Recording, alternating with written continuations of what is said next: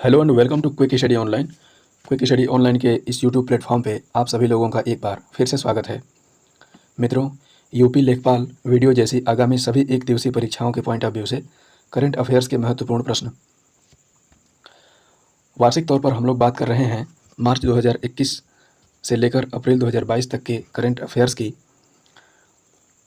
Fast and quick revision होगा। इस video series का ये पार्ट 3 है। ऑलरेडी इससे पहले हम लोग 2 पार्ट अपलोड कर चुके हैं। जो मित्र इस वीडियो सीरीज को शुरू से ज्वाइन करना चाहते हैं वो पिछले 2 पार्ट्स को देख सकते हैं। तो इस वीडियो में हम लोग डिस्कस करेंगे मई 2021 से बनने वाले इम्पोर्टेंट क्वेश्चंस की। ठीक है मित्र, चैनल पर यदि आपकी ये पहली विजिट है तो आप चैनल को सब्सक्राइब करके और बेल आइकन जरूर प्रेस कर दीजिए। अगली वीडियो की इंस्टेंट नोटिफिकेशन आप तक बिल्कुल आसानी से पहुंच जाएगी। मैं आपसे रिकमेंड करता हूं वीडियो में आप लास्ट तक बने रहें, क्योंकि बिल्कुल कम समय में अधिक से अधिक इन्फॉर्मेशन प्रोवाइड करने की पूरी कोशिश की जाएगी। तो आप अपना सपोर्ट एंड अप्रिसिएशन बनाए रखें। आइए वीडियो की फटाफट से शुरुआत करते हैं। आज का पहला और इम्पोर्टेंट क्वेश्चन है,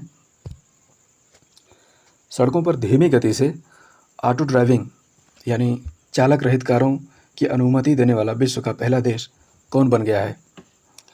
ठीक है, तो ऐसा अनुमति देने वाला विश्व का पहला देश यूके यानी यूनाइटेड किंगडम बन गया है। देखिए, ये जो ऑटो ड्राइविंग है ना, आमतौर पर जो भी ट्रैफिक वाले शहर होते हैं उनमें ड्राइवर मतलब कार चलाते हैं या फिर गाड़ी चलाते हैं, और यहाँ पर ड्राइवरलेस कारों को सार्वजनिक तौर पर चलाने के लिए ब्रिटेन यानी यूके ने अनुमति दे दी है। बशर्ते शर्त सिर्फ इतनी है कि रफ्तार थोड़ी धीमे होगी। ठीक है, यूके यानी यूनाइटेड किंगडम। बात करते हैं यूके की। तो देखिए, यूके एक 4 देशों का एक संगठन है। ठीक है, इसमें 4 देश आते हैं, आयरलैंड, वेल्स, स्कॉटलैंड और इंग्लैंड। ठीक है, अब बात करें इंग्लैंड की। तो देखिए, इंग्लैंड की राजधानी है लंदन। अच्छा, लंदन किस नदी के किनारे बसी हुई है? टेम्स। ठीक है, देखिए इंटरनेशनली मुख्य रूप से नदियों के किनारे बसी हुई 3 राजधानियों की हर बार बात की जाती है। ठीक है, तो एक लंदन तो मैंने आपको बता दिया, टेम्स नदी के किनारे। दूसरी इटली की जो राजधानी है रोम, वो टाइबर नदी के किनारे बसी हुई है। और तीसरी फ्रांस की राजधानी पेरिस सीन नदी के किनारे बसी हुई है। ठीक है, इंग्लैंड के प्रधानमंत्री हैं बोरिस जॉनसन, जो अभी हाल ही में 2 दिवसीय दौरे पर भारत की यात्रा पर आए थे। और जब ये भारत यात्रा पर आए थे तो इन्होंने गुजरात के हलोल में एक नए जेसीबी प्लांट का उद्घाटन किया था। दुनिया की सबसे उम्रदराज शासिका एलिजाबेथ सेकेंड हैं, जो यहाँ की राष्ट्रपति हैं। ठीक है, कुछ समय पहले आपने देखा था कि स्कॉटलैंड के ग्लासगो में कॉन्फ्रेंस ऑफ पार्टी की 26वीं मीटिंग यानी COP26 का आयोजन किया गया था, जलवायु परिवर्तन को ध्यान में रखकर। देखिए, जलवायु परिवर्तन की बात आ ही गई है तो यहाँ पर हम 2 चीज़ आपको बताएंगे। शुद्ध शून्य कार्बन उत्सर्जन के पीछे दुनिया के विभिन्न देशों द्वारा लक्ष्य तय किया गया है, जिसमें ब्रिटेन ने अपना ये लक्ष्य 2050 तक, वहीं भारत ने इसे 2070 तक प्राप्त करने का लक्ष्य रखा है। और दूसरी बात यहाँ पर यह है, भारतीय प्रतिनिधि के रूप में PM मोदी इस मीटिंग में जब पार्टिसिपेट किए थे तो ब्रिटेन के प्रधानमंत्री बोरिस जॉनसन और PM मोदी ने संयुक्त रूप से एक नई पहल की शुरुआत की थी, वन सन, वन वर्ल्ड और वन ग्रिड। ठीक है, ये एक प्रकार की ट्रांसनेशनल पावर ग्रिड परियोजना है जो मतलब बिजली के उत्पादन से संबंधित सहायता में ये प्रमुख मदद करेगी। हमें याद रखने की आवश्यकता है कि ब्रिटेन के प्रधानमंत्री और PM मोदी ने इस पहल की शुरुआत संयुक्त रूप से किया था। ब्रिटेन से कुछ छोटे छोटे फैक्ट्स मैं आपको जल्दी से बता देता हूँ। यूरोपीय यूनियन से अलग होने वाला विश्व का पहला देश ब्रिटेन। क्लाइमेट इमरजेंसी लागू करने वाला विश्व का पहला देश ब्रिटेन ही है। वर्ष 2030 तक अपने देश में पेट्रोल डीजल से चलने वाली कारों की बिक्री पर बैन लगाने की घोषणा ब्रिटेन के द्वारा की गई थी कुछ समय पहले। अभी यहाँ पर राइट टू रिपेयर कानून लाया गया था। ठीक है, राइट टू रिपेयर कानून से हमारा तात्पर्य है कि ब्रिटेन में जो भी चीज़ें बिगड़ जाती थीं लोग उसे फेंक देते थे या फिर किसी भी तरह से रीयूज नहीं करते थे। इस कानून के प्रस्ताव के तहत ये रखा गया है कि हम उसे रिपेयर करवा के फिर से रीयूज कर सकते हैं। तो ये छोटी छोटी इन्फॉर्मेशंस थी। चलते हैं नेक्स्ट क्वेश्चन की ओर। किस देश में दुनिया का सबसे लंबा पैदल यात्री सस्पेंशन ब्रिज अरोका का उद्घाटन किया गया है? तो इसका सही उत्तर है पुर्तगाल। ठीक है, ये एक प्रकार का पैदल यात्री के लिए पुल बनाया गया है। सबसे अच्छी बात यहाँ पर इसका नाम है, इसे याद रखने की ज़रूरत है, अरोका इसका नाम है। ठीक है, अब बात करें यदि पुर्तगाल की, तो देखिए पुर्तगाल एक यूरोपीय कंट्री है। इसकी राजधानी है लिस्बन। यहाँ के अभी हाल ही में प्रधानमंत्री बनाए गए थे एंटोनियो कोस्टा। देखिए एंटोनियो नाम से मिलता जुलता दो नाम है, एंटोनियो कोस्टा मैंने आपको अभी बताया, और एक एंटोनियो गुटेरस हैं। ठीक है, तो एंटोनियो गुटेरस ये संयुक्त राष्ट्र के महासचिव पद पर पदस्थ हैं। ठीक है, और एंटोनियो कोस्टा ये पुर्तगाल के प्रधानमंत्री हैं। दोनों नाम काफ़ी मिलते जुलते हैं, इसलिए हमें कंफ्यूज नहीं होना है। एक अच्छी बात यहाँ यह है कि दोनों ये एक ही देश से बिलोंग करते हैं। ठीक है, पुर्तगाल का इतिहास भारत में बहुत पुराना है। भारत में व्यापारिक तौर पर सबसे पहले पुर्तगाली आए थे। इस प्रश्न में बात हो रही है ब्रिज की, तो देखिए ब्रिज से संबंधित कुछ प्रमुख फैक्ट्स मैं आपको बता दूं। अभी हाल ही में चीन और रूस के द्वारा एक संयुक्त तौर पर पुल बनाया गया है आमूर नदी पर। यहाँ पे ठीक है, आमूर नदी पर बनाया गया है। अच्छा, दुनिया में पहला ग्लास ब्रिज किस देश ने बनाया था? तो ये काम चीन ने किया था। अच्छा, दुनिया का पहला, ये तो चीन, पर भारत का पहला उत्तराखंड के ऋषिकेश में, और पूर्वोत्तर भारत का पहला ग्लास ब्रिज नालंदा बिहार में बनाया गया था। ठीक है, भारत में जीवित जड़ पुल मेघालय में पाए जाते हैं, जिसे अभी हाल ही में यूनेस्को की सूची में सम्मिलित करने के लिए वहाँ के मुख्यमंत्री ने पेशकश की है।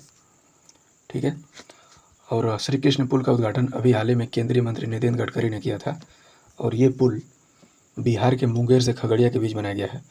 तो ये सारी इन्फॉर्मेशन यहाँ से रिलेट कर सकते हैं। नेक्स्ट, किस देश की पर्वतारोही कामी रीता शेरपा ने माउंट एवरेस्ट पर सर्वाधिक 26 बार चढ़ने का रिकॉर्ड बनाया है? तो इसका सही उत्तर है नेपाल। ठीक है, देखिए अब यहाँ पर माउंट एवरेस्ट की बात हो रही है, तो माउंट एवरेस्ट दुनिया की सबसे ऊंची चोटी है, जिसकी ऊंचाई 8848 मीटर है। ठीक है, इसे नेपाल में सागर माथा के नाम से जाना जाता है। ठीक है, अच्छा देखिए नेपाल में सबसे पहले जो माउंट एवरेस्ट है उस पर 1953 में तेनजिंग नोर्गे और एडमंड हिलेरी ने फतह किया था। वहीं पहली भारतीय महिला के रूप में बचेंद्री पाल 1984 में ये कारनामा कर दिखाई थी। कामेरीता शेरपा का डिस्कस हम लोगों ने कर ही लिया, और अरुणिमा सिन्हा पहली दिव्यांग महिला हैं जो माउंट एवरेस्ट को फतह कर चुकी हैं। ठीक है, और वैशाली बसाक पहली भारतीय महिला हैं जो बिना ऑक्सीजन के माउंट एवरेस्ट पर चढ़ाई की थी। ठीक है, एक और क्वेश्चन है माउंट एवरेस्ट से जो आगे हम लोग डिस्कस करेंगे। चलते हैं नेक्स्ट क्वेश्चन की ओर। ठीक है, वर्ष 2021 में यूएनओ द्वारा अंतर्राष्ट्रीय अर्गानिया दिवस कब मनाए जाने की घोषणा की गई है? इसका सही उत्तर हो जाएगा 10 मई। ठीक है, देखिए जो ये एक प्रकार का आर्गन नामक एक ट्री है, यानी पेड़ है, जो मोरक्को के उपसारा क्षेत्रों में पाया जाता है। ठीक है, तो यहाँ पर चूँकि बात हो रही है अंतर्राष्ट्रीय दिवस की जो यूएनओ द्वारा घोषित किया गया है, तो देखिए कुछ छोटे फैक्ट्स मैं आपको बता देता हूँ। भारत की अनुशंसा पर वर्ष 2023 को यूएनओ ने हाल ही में अनाज के लिए अंतर्राष्ट्रीय वर्ष घोषित किया है। ठीक है, यूएनओ और डब्ल्यूएचओ के द्वारा संयुक्त रूप से 27 दिसंबर को, ठीक है, अंतर्राष्ट्रीय महामारी के लिए अंतर्राष्ट्रीय दिवस के रूप में घोषित किया गया है। वहीं 15 मार्च को इस्लामोफोबिया दिवस मनाए जाने की घोषणा की गई है। ठीक है, अच्छा, यहाँ पर थोड़ी सी बात कर लेते हैं यूएनओ की। तो देखिए, यूएनओ की स्थापना 24 अक्टूबर 1945 में की गई थी। इसका हेडक्वार्टर है न्यूयॉर्क में। जो न्यूयॉर्क सिटी है ना, वो मैनहट्टन द्वीप पर बसी हुई है। और यूनाइटेड नेशन के वर्तमान महासचिव एंटोनियो गुटेरस हैं। ठीक है। और यूएनओ के 6 अंग होते हैं। ठीक है, जिसमें यूएनजीए को विश्व की लघु संसद, वहीं यूएनएससी को विश्व की पुलिस कहा जाता है। ठीक है। और यहाँ की जो यूएनओ की आधिकारिक जो भाषा है, देखिए यहाँ पर भाषाओं की अगर बात करें तो मुख्य रूप से 2 तरह की भाषाएं हैं, एक कार्यकारी भाषाएं, ठीक है, और एक आधिकारिक भाषाएं। तो कार्यकारी भाषाओं के रूप में मुख्य रूप से 2 भाषाओं को मान्यता है, अंग्रेजी और फ्रेंच। वहीं आधिकारिक भाषाओं की बात करें तो कुल 6 भाषाएं हैं। ठीक है, अंग्रेजी, रूसी, फ्रेंच, चीनी, स्पेनिश और अरबी। ठीक है, तो ये सारी जानकारी यहाँ से रिलेट करते हैं। नेक्स्ट, किस देश में 3 चाइल्ड पॉलिसी को मंजूरी दे दी गई है? तो ऐसा करने वाला देश बन गया है चीन। ठीक है, देखिए चीन में कुछ समय पहले 1 चाइल्ड पॉलिसी लागू थी, लेकिन इसका परिणाम ये निकल गया कि दुनिया के उन चुनिंदा देशों में सम्मिलित हो गया चीन, जहाँ पर तेज़ी से घटती जन्म दर है। इससे चीन की सरकार को ये चिंता हुई कि युवाओं की बहुत तेज़ी से संख्या घट रही है और एक बड़ी आबादी बूढ़ा होने के तौर पर जानी जाएगी कुछ समय बाद। इसलिए इसने प्रत्येक कपल्स को कम से कम मतलब 3 चाइल्ड पॉलिसी के तहत 3 बच्चे पैदा करने की अनुमति दे दी है। ठीक है, अब बात करें चीन की, तो देखिए चीन की राजधानी बीजिंग है और इसी बीजिंग में अभी हाल ही में विंटर ओलंपिक्स का आयोजन किया गया था। ठीक है, और यहाँ पर पॉलिसी की बात हो रही है तो चीन ने अभी हाल ही में नया सीमा कानून पारित किया था। ठीक है, और चीन के 2-3 फैक्ट्स की अगर बात करें तो मैंने अभी पिछली वीडियो में आपको बताया था, चीन की पहली महिला अंतरिक्ष यात्री बनी है वांग यापिंग। ठीक है, और चीन ने कृत्रिम सूर्य तथा कृत्रिम चंद्रमा बनाए जाने की घोषणा की है। नेक्स्ट, किस देश की 45 वर्षीय पर्वतारोही सांग यिन हंग ने विश्व में सबसे तेज माउंट एवरेस्ट पर चढ़ने का रिकॉर्ड बनाया है? देखिए यहाँ पर थोड़ा सा छूट गया है, यहाँ माउंट एवरेस्ट होगा। ठीक है, तो माउंट एवरेस्ट पर सबसे तेज चढ़ने का रिकॉर्ड बनाया है सान इंग हंग ने। ये हांगकांग से बिलोंग करती हैं। मात्र 26 घंटे में इन्होंने ये फतह कर लिया था। ठीक है, चूँकि एवरेस्ट से संबंधित हम लोग पहले डिस्कस कर चुके हैं, इसलिए जल्दी से चलते हैं। अच्छा, यहाँ पर आगे बढ़ने से पहले एक चीज़ मैं आपको बता दूँ, जो ये हांगकांग है ना, वो दुनिया का सबसे महंगा शहर वर्ष 2022 में बन गया है। ठीक है, नेक्स्ट, भारतीय सेना ने आईआईटी मुंबई के सहयोग से किस राज्य में पहला सोलर ग्रीन एनर्जी प्लांट की शुरुआत की है? तो इसका सही उत्तर हो जाएगा सिक्किम। ठीक है, भारतीय सेना ने आईआईटी मुंबई के सहयोग से ये 16,000 फीट की ऊंचाई पर यह प्लांट स्थापित किया है। 56 kVA इसकी क्षमता होगी और वैनेडियम बैटरी तकनीक का इसमें इस्तेमाल किया गया है। ठीक है, अब 2 बातें कर लेते हैं भारतीय सेना और आईआईटी मुंबई की। देखिए, आईआईटी मुंबई के द्वारा भी हाल ही में प्रोजेक्ट उड़ान की शुरुआत की गई थी। बात करें यदि भारतीय सेना की, तो भारतीय सेना की स्थापना 1895 में की गई थी। हेडक्वार्टर दिल्ली में है।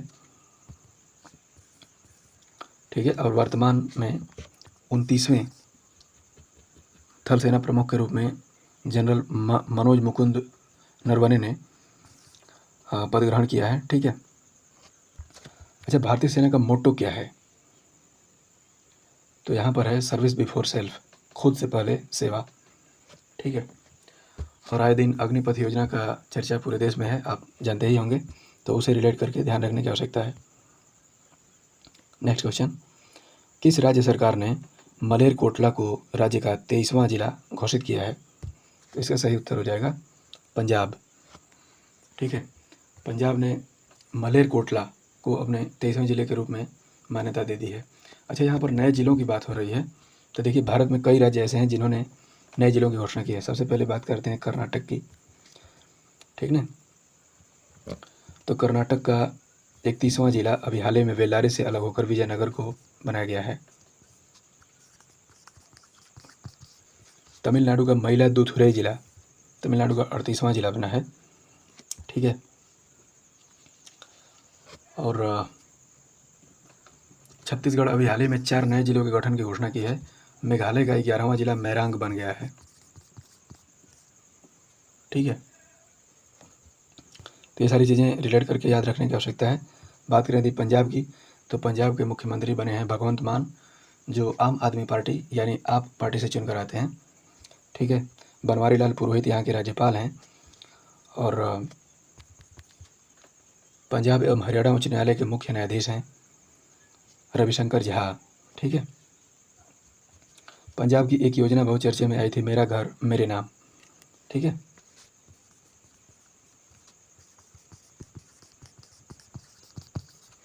नेक्स्ट क्वेश्चन, विमानन कंपनी गो एयर का नया नाम अब क्या रखा गया है? गो फर्स्ट, ठीक है ना। गो एयर का नया नाम अब गो फर्स्ट रख दिया गया है। अगर इसकी स्थापना की बात करें तो इसकी स्थापना वर्ष 2005 में की गई थी। हेडक्वार्टर मुंबई महाराष्ट्र में है, ठीक है। अच्छा, ये जो गो फर्स्ट एयरलाइंस है ना, ये अभी जम्मू कश्मीर के श्रीनगर से दुबई के यानी यूएई के शारजाह के बीच सीधी उड़ान सेवा की शुरुआत की थी, ठीक है। और चूँकि एयरलाइंस की बात हो रही है तो आपने अभी सुना होगा कि एयर इंडिया 18,000 करोड़ रुपए की लागत से रतन जी टाटा ने इसका अधिग्रहण कर लिया है। तो ये सारी चीज़ें यहाँ से रिलेट करें, ठीक है।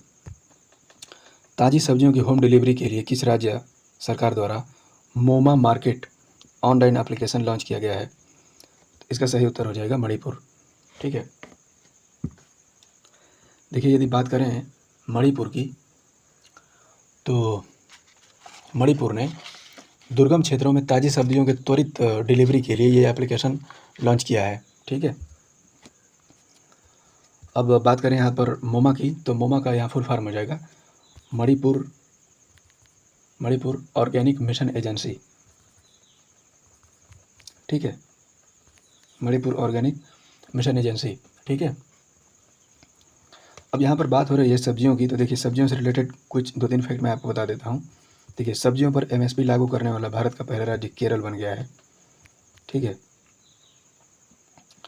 और भारत में ताज़ी सब्जियों का अब सबसे बड़ा उत्पादक, ताज़ी सब्जी नहीं, हर प्रकार की सब्जी बोल सकते हैं, सब्जियों का सबसे बड़ा उत्पादक अब पश्चिम बंगाल को पीछे छोड़ते हुए उत्तर प्रदेश बन गया है, ठीक है। मणिपुर की राजधानी है इम्फाल। यहाँ के मुख्यमंत्री हैं एन बीरेन सिंह, ये दोबारा चुन करके आए हैं। और राज्यपाल हैं ला गणेशन, ठीक है। मणिपुर में एक लोकटक झील में दुनिया का एकमात्र तैरता हुआ national park Keibul Lamjao national park है, ठीक है। अब मणिपुर में और क्या रिलेट कर सकते हैं? देखिए, सिरुई लिली महोत्सव यहाँ मनाया जाता है, एक प्रकार का फूल महोत्सव है, ठीक है। मणिपुर में एक उखरुल जिला है, ठीक है। यहाँ पर अभी हाल ही में कचाई लेमन फेस्टिवल का आयोजन किया गया था।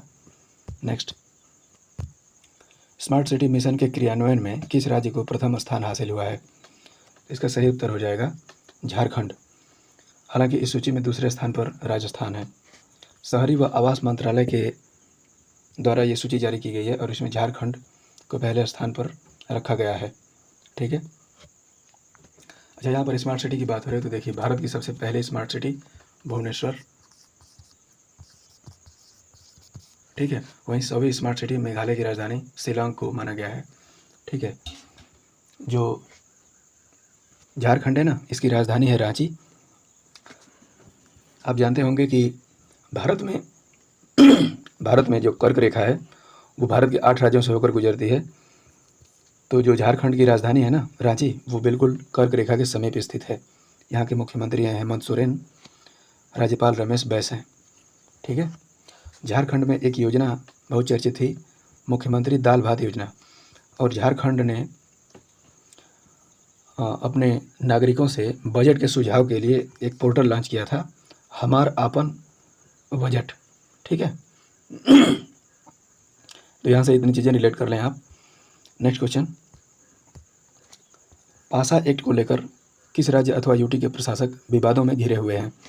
तो इसका सही उत्तर हो जाएगा लक्षद्वीप, और यहाँ के प्रशासक हैं यानी उपराज्यपाल हैं प्रफुल्ल पटेल। देखिए जो पासा एक्ट है ना, इसका फुल फॉर्म है prevention of anti social activity act, ठीक है। और ये एक ऐसा एक्ट है जो मतलब वहाँ के नागरिकों को कई तरह की बाध्यताएं ला रहा है, इसलिए इसका भारी स्तर पर विरोध हो रहा है वहाँ पर, ठीक है। जैसे उसमें एक प्रावधान की बात करें तो व्यक्ति की गिरफ्तारी का खुलासा किए बिना ही 1 साल तक उसे हिरासत में रखा जाएगा, ऐसा प्रावधान इस पासा एक्ट में किया गया है, ठीक है। अब बात कर लेते हैं कुछ स्पेशल एक्ट्स की।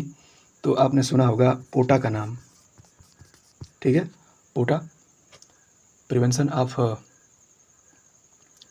टेररिज्म एक्ट, ठीक है। इसे 2002 में देश में पारित किया गया था आतंकवादी गतिविधियों को रोकने के लिए। आफ्स्पा का नाम आपने सुना होगा, इसको 1958 में लागू किया गया था। आफ्स्पा कानून अभी हाल ही में नागालैंड के क्षेत्रों में लागू किया गया था। देखिए जब आफ्स्पा कानून का फुल फॉर्म होता है armed forces special power act, और देश के किसी भी क्षेत्र में जब ये लागू कर दिया जाता है तो वहाँ पर अर्धसैनिक बलों को कुछ विशेष अधिकार मिल जाते हैं, जैसे किसी भी घर में बिना वारंट की तलाशी लेना और किसी को भी गिरफ्तार किया जा सकता है, ठीक है। तो इन सारी चीज़ों को आप रिलेट करके याद रखें। तो मित्रों ये थी हम लोगों की मई 2021 से संबंधित चर्चा। उम्मीद करता हूँ वीडियो आपको अच्छी लगी होगी। यदि वीडियो अच्छी लगी हो तो आप वीडियो को लाइक एंड शेयर ज़रूर करें, चैनल को सब्सक्राइब भी कर लें, और अपने फीडबैक्स और जो भी सुझाव हैं वो आप हमें कमेंट बॉक्स में ज़रूर बताएं। मैंने जो कल क्वेश्चन पूछा था उसका जवाब है भारत का पहला हिम तेंदुआ संरक्षण केंद्र कहाँ स्थापित किया गया है? तो इसका सही उत्तर है उत्तराखंड के उत्तरकाशी जिले में। देखिए जो ये हिम तेंदुआ है ना, इसे अभी हाल ही में लद्दाख जो है, लद्दाख का राष्ट्रीय पशु घोषित किया गया है, ठीक है। और आज के लिए आपका क्वेश्चन है दुनिया का पहला शिप टनल यानी जहाज़ों के लिए सुरंग किस देश में बनाया जाएगा? ये इसके ऑप्शंस हैं, और आप अपना उत्तर विस्तार से कमेंट बॉक्स में ज़रूर लिखें। और देखिए वीडियो में जो भी कमी है अगर आपको समझ में आ रहा है तो आप हमें कमेंट बॉक्स में ज़रूर बताएं। तो आज के लिए इस वीडियो का ये अंक ऐसे समाप्त होता है। आपका बहुत बहुत धन्यवाद।